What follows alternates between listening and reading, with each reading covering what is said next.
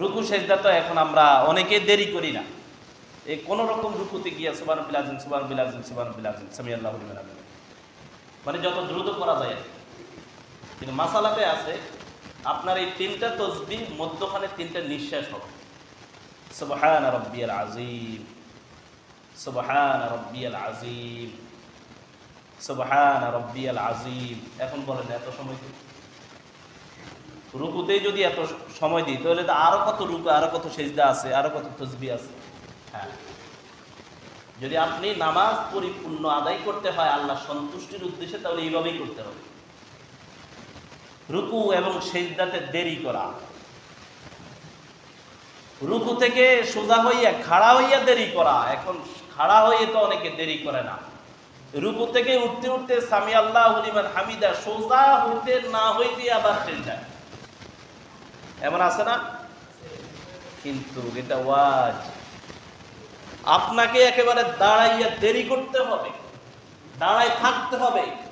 এখন আপনি তো মাজাই সোজা করলেন না, এই কোন রকম একটু মনে হয় যে মাজাই ব্যথা,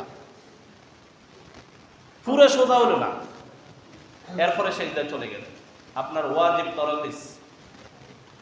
এইভাবে কত নামাজে যে আপনার ওয়াজিব তরক হয়েছে তা তো ঠিকই নেই। এখন ভুলে যদি হয় তাহলে সেজদা দিতে হবে। আপনি তো জানেনই না যে এটা আপনার ভুল হয়েছে, তাহলে সেজদার তো কোনো যুক্তি নেই। কি বলেন?